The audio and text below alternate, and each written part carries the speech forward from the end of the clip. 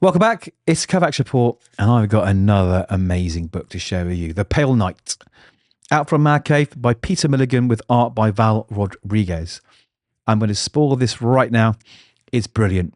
I absolutely love this book. I'm going to go through it and explain what happens, and you can let me know what you think in the comments as well. Now, before I do that, hit that subscribe button. I say every video now because it makes a difference.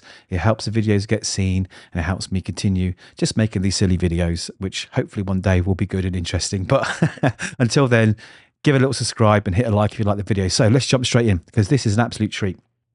So first thing first, I want to talk about the art. Now, Val Rodrigues and the colorist, I think Chris Peter and Dave Sharp, he's the letterer. They've all done an amazing, amazing job. Now, this art really reminds me of 2000 AD, amazing artist Arthur Ransom, who has done some of the most beautiful work in Judge Anderson and Button Man and various other things. It's very reminiscent of that. The art is gorgeous. It is gorgeous, gorgeous, gorgeous. The coloring is beautiful.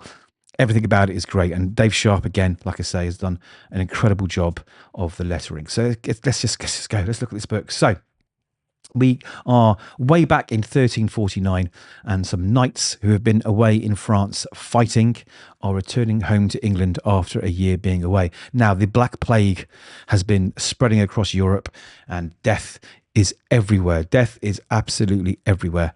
And these knights are hoping that it hasn't reached mainland England. While they're there, we focus on Sir Hugh de Grey. Now, Sir Hugh de Grey, he is the hero of Artois, and he wishes for nothing more but death right now because he's vomiting up. I'm not sure if he's carrying plague, but maybe this is the seasickness, and they're all of them, they're all ill. They can't wait to get back to the homeland. While he's there, he dreams. He dreams of all the atrocities that he was responsible for fighting this war in France. You know, he's reflective. He's not very proud of some of the things that he's done. And also in those times you believed in God and country, and he's really sort of turning his back on God. He doesn't believe that, you know, a just God would allow these things to happen. A just God would put people in the path of a terrible plague. So he's really doubting his religion, which is not the done thing back there. We're also introduced to Sir Maurice Beauchamp, another bit of an arsehole, let's just say, another knight. And those two are not getting on. We have this little moment where he says, let's get off, do some more killing. And he's like, do we have to? You know, we don't need to kill these people. He's like, oh, the Pale Knight, as he's referred to, is turning yellow. And they have a little bit of a fight verbally. And Mr. Maurice Duchamp, you know, basically says, "I'm when I get home, I'm going to rape your wife and kill you." But there we go. They're not best friends. But the king himself turns up and says, "You two get back to fighting my holy war at Chop Chop." And they do, and it's brutal. Now, he visits the priest back on the boat, maybe because he needs to talk to someone. He's doubting his faith and needs to confess.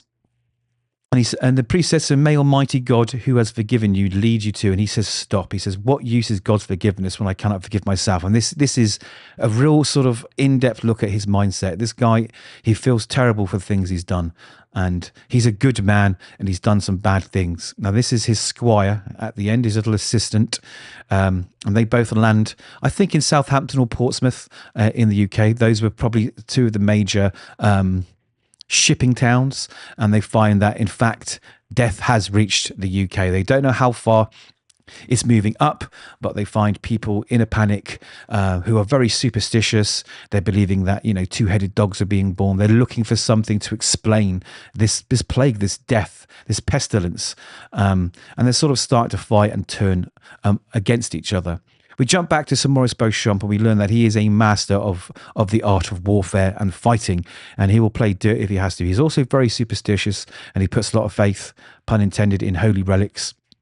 But he's also basically kidnaps Aaron of Albi, who's a Jewish sorcerer, as he calls him, from France, in the hope that he can perhaps save the land from this Jewish curse. Basically, he believes that the Jews are responsible for this plague. So he's also quite a terribly racist person, which wasn't uncommon way back then, and actually probably today. Anyway, we see more of the sort of the normal everyday public starting to fight against each other and turn against each other. We also find it's quite a misogynistic world. We also find that our hero here isn't one of those misogynists. He has respect for his wife and women in general, and he corrects his squire when his squire talks out of turn. As close as they are to home, they start finding these bodies everywhere. Very bad, plague-ridden dead bodies, and it's not looking good. And he's getting very nervous of what he might find when he gets home. Now, to his surprise, he finds his wife Matilda healthy and well, and she embraces him. But she has fear in her eyes. We find out that his son is actually fallen to the plague, and there's nothing they can do about it. Now, she says, you need to pray to God. And he's like, I don't want to pray to God. But she says, you need to. So he goes to his room, and he's like, well, who will listen? And he does send out a little prayer. And the prayer is answered, but not by God, but by death himself. I mean, look at this art. Is it not glorious? Every written word in this book feels so perfectly done. It just transports you to this time and era, and you really connect with these characters. It is brilliant. Now, our hero here, the Pale Knight, says, look, take me, Death, pass over my son and take me. I'll do whatever you ask. And he says, well, I will come for you when the time's right. Okay, but I'm telling you what, I will do you a deal. I need you to kill a knight that's been evading me. He's been evading death, Gilbert the Pure. Now, if you kill this man before the next moon, I will spare your son. And that's where we end the book. He's off. He has 3 weeks to save his son. This is incredible. Honestly, I was absolutely enthralled. Right, every page, I was at the edge of my seat. There is nothing bad about this book. Mad Cave have pumped out an incredible book. My hat is off to Peter Milligan, Val Rodrigues, Chris Peter, and Dave Sharp, because this is incredible work, and I love it, and I cannot wait to see where it goes. Now, those are my thoughts. Let me know yours. On the way out, please, please, please hit that subscribe button. I can't say enough. Oh, we've got a little visitor. Can't say how much it helps the channel. And I will catch you in the next one, and give it a like if you like. Thanks very much.